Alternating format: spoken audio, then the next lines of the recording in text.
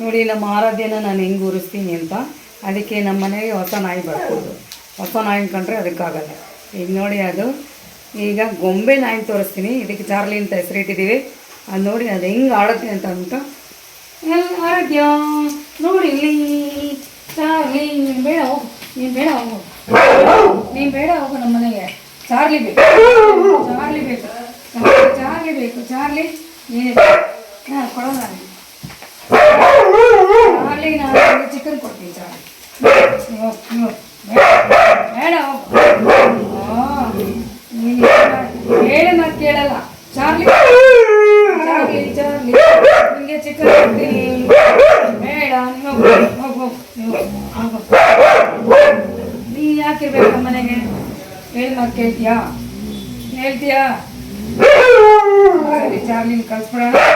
ಅಮ್ಮ ನೋಡಿ ಹೆಂಗೆ ಹೆಂಗೆ ಹೆಂಗೆ ಅದಕ್ಕೆ ಬೇರೆ ನಾಯಿನ ಕಂಡ್ರೆ ಆಗಲ್ಲ. ನಮ್ಮ ಮನೆಗೆ ಯಾವುದು ನಾಯಿನ ಸಾಯಿಸ್ಬಾರ್ದು. ಹೋಲಿ ಬಿಡ ಆರಾಧ್ಯ, ನೀನೇ ಜಾಣೆ. ಆಯಿತು, ನಿನ್ನೇ ಇಟ್ಕೋತೀನಿ. ನಿಂಗೆ ಚಿಕನ್ ಕೊಡೋದು.